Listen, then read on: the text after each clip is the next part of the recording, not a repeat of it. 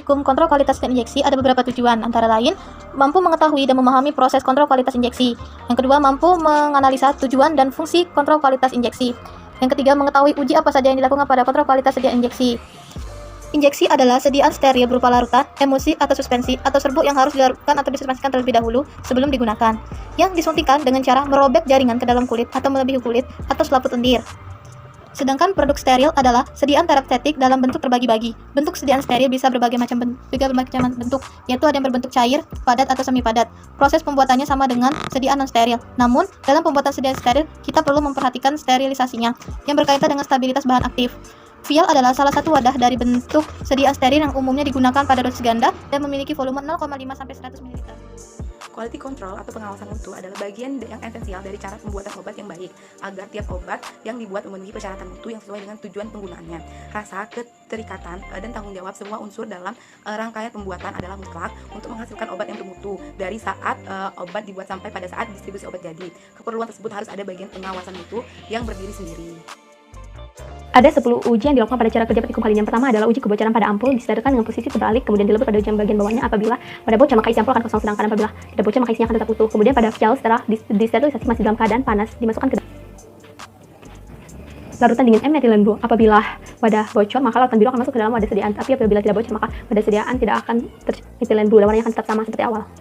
Selanjutnya uji kerjenihan dilakukan di bawah pengamatan lampu natrium dengan latar belakang putih untuk sediaan yang berwarna maka akan terlihat kotorannya, dan latar belakang hitam untuk larutan tidak berwarna maka akan terlihat kotorannya.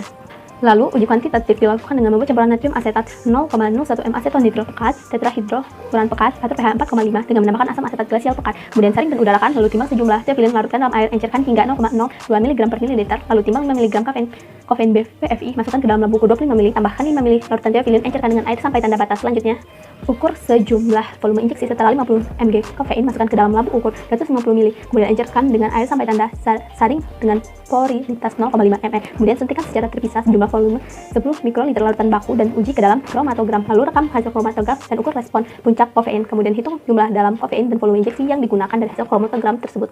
Selanjutnya, uji sterilitas dilakukan menurut farmakopeh menggunakan metode inokulasi ke dalam media agar NA dan NB dengan sejumlah produk yang diuji zat aktifnya tersebut. Sediaan memenuhi syarat sterilisasi apabila jika tidak ditemukan pertumbuhan mikroba pada pengujian terhadap minimal 2 kali jumlah sampel tahap 1. Kemudian uji pirogenitas dilakukan terhadap 5 ekor mencit umur 10 minggu yang disuntikan NaCl fisiologis, kemudian diukur suhu tubuhnya pada dahi atau lubang telinga sebanyak 6 kali, kemudian mencit dipuasakan selama 1 malam, kemudian keesokannya disuntikan antibiotik oxytetracycline, lalu diukur kembali suhu tubuhnya sebanyak 6 kali dan tidak diberi makan dan minum. Kemudian diamati perbedaan suhunya, di mana tidak boleh lebih besar dari 0,6 derajat Celcius antara mencit yang satu dengan yang lainnya pada pengukuran suhu.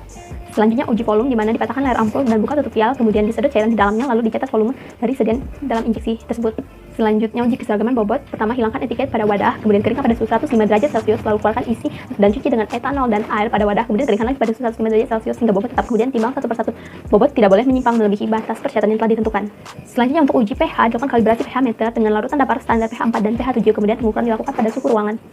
Lalu dicatat hasil pengukuran tersebut. Kemudian uji kualitatif dilakukan dengan memasukkan kurang lebih 4 gram kalium iodida pekat ke dalam lampu ukur, kemudian ditambahkan 10 ml air, lalu dikocok hingga kalium iodida larut. Kemudian masukkan 2 gram iodium pekat ke dalam lampu ukur, lalu dikocok. Kemudian encerkan dengan air sampai tanda batas. Kemudian masukkan 5 tetes larutan yang diperoleh ke dalam tabung sentrifugasi 25 ml, lalu tambahkan 0,5 ml larutan asam klorida 2 m, kemudian terbentuk endapan coklat yang larut pada penetralan dengan 0,5 ml natrium hidroklorida pekat. Terakhir adalah uji organoleptik yang dilakukan dengan pengamatan warna yang dilakukan secara visual terhadap sediaan, di mana pengamatan bau dilakukan dengan cara membuka tutup dari sediaan vial maupun ampul, kemudian pengamatan rasa dengan mencicipi rasa larutan injeksi kafein tersebut. Praktikum teknologi farmasi steril kali ini membahas mengenai uji kontrol kualitas terhadap sediaan injeksi kafein dengan menggunakan wadah vial dan wadah ampul. Tujuannya dilakukannya kontrol kualitas ini agar sediaan injeksi benar-benar nyatakan steril atau terbebas dari mikroorganisme sehingga akan layak dan aman diinjeksikan pada pasien. Percobaan ini juga bertujuan agar praktikan dapat memahami, menganalisis, serta dapat melakukan proses uji kontrol kualitas sediaan injeksi. Pengujian pertama yaitu dilakukan uji organoleptis. Nah, tujuan dilakukannya uji organoleptis ini agar sediaan memiliki kualitas mutu yang baik serta dapat mengendalikan proses produksi yang menjaga konsistensi mutu dan dapat memperbaiki produk apabila produk tidak sesuai. Uji organoleptik ini dilakukan dengan visual ataupun menggunakan indera manusia sebagai alat utama untuk melihat kualitas produk. Hasil yang diamati pada uji organoleptik ini, kafein memiliki kualitas yang baik di mana baunya itu tidak terlalu menyengat dan warnanya itu bening dan jernih dan rasanya tidak terlalu pahit. Pengujian kedua dilakukan uji kebocoran terhadap sediaan injeksi kafein. Nah, uji kebocoran ini untuk memeriksa keutuhan kemasan dan untuk menjaga sterilitas dan volume serta kestabilan sediaan. Uji kebocoran ini dilakukan dengan pengujian merendam vial dan ampul ke larutan methylene blue. Jika vial dan ampul itu setelah dilakukan perendaman methylene blue berwarna biru, maka terjadi kebocoran dan hasil untuk praktikum kali ini tidak ada warna biru di vial maupun ampul. Pengujian selanjutnya yaitu uji kejernihan pada sediaan injeksi kafein. Tujuan dilakukan uji kejernihan ini untuk mengetahui kejernihan dan larutan ada atau tidaknya partikel yang masuk ke dalam injeksi tersebut atau larutan tersebut. Percobaan ini dilakukan dengan mengamati larutan di bawah sinar lampu dengan daya 50 watt ataupun lampu natrium. Nah, hasil dari pengujian ini yaitu positif. Tidak ada sedikit pun partikel-partikel asing yang terdapat di larutan infus dan terlihat hanyalah adalah kejernihan. Nah, jika dalam larutan infus itu terdapat partikel-partikel asing pada larutan, ini biasanya adanya bahan yang tidak larut secara tidak langsung terdapat dalam sediaan atau adanya partikel dari proses pembakaran tutup ampul yang terjatuh ke larutan. Pengujian selanjutnya dilakukan uji pH. Tujuan dilakukannya uji pH ini untuk mengetahui larutan itu isoidis atau tidak. Nah, isoidis sendiri ini adalah keadaan di mana pH larutan sama dengan pH darah. Pengamatan ini bisa digunakan alat pH meter itu untuk sediaan injeksi dengan wadah vial, dan sedangkan untuk wadah ampul itu digunakan kertas pH. Kenapa? Karena kertas pH isi larutan dalam ampul ini kan sedikit, jadi sulit jika dilakukan dengan pH meter. Nah, hasil dari uji pH ini menunjukkan hasil positif karena pH yang didapatkan yaitu sama dengan pH kafein, yaitu 6,9. Pengujian selanjutnya dilakukan pengujian keseragaman bobot pada sediaan injeksi kafein. Tujuan dilakukannya uji ini untuk mengetahui apakah bobot yang dihasilkan pada sediaan injeksi ini sesuai dengan aturan keseragaman bobot dan serta volume yang dihasilkan sama dengan volume yang diinginkan. Nah, bobot yang diujikan ini pada sediaan untuk 5 vial dan 4 ampul. Keseragaman bobot ini bisa dilihat dari nilai persen CV dari tiap pada. Hasil yang didapatkan bahwa nilai persen CV dari ampul itu 0,11% dan untuk vial itu nilai persen CV-nya 0,087%. Ini menunjukkan hasil yang memenuhi syarat, yaitu syarat dari uji keseragaman bobot ini untuk bobot lebih dari 300 mg itu tidak boleh menyimpang dari 5%.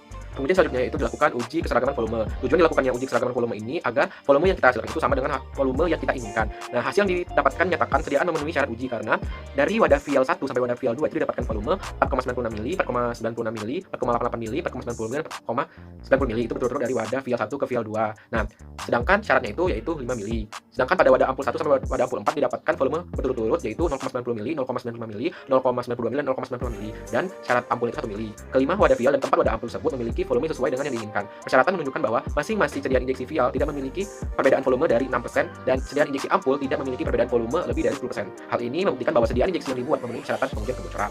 Pengujian selanjutnya yaitu dilakukan uji pirogenitas. Nah, pengujian uji pirogenitas ini dilakukan dengan menggunakan metode hewan uji. Hewan uji yang digunakan yaitu mencit. Tujuan dilakukannya uji pirogenitas ini untuk membatasi resiko demam pada pemberian sediaan injeksi. Prinsip dari uji pirogenitas ini yaitu dengan menghitung suhu sebelum injeksi dengan suhu sudah injeksi, di mana bisa dilihat kenaikan suhu yang terjadi setelah dilakukannya injeksi sediaan tersebut. Nah, percobaan ini dihasilkan T inisial atau suhu tubuh tikus atau mencit sebelum penginjeksian sebesar 35,7 derajat Celcius. Nah, nilai T maksimal atau suhu tubuh sesudah penginjeksian itu selama 30 menit sebesar 35,9 derajat Celcius, sehingga didapatkan kenaikan suhu tubuh mencit atau T responnya itu sebesar 0,2 derajat Celcius. Syarat dari uji pirogenitas ini, suhu tubuh mencit tidak boleh mengalami kenaikan suhu lebih dari 1,2 derajat Celcius, sehingga uji pirogenitas ini didapatkan hasil yang positif.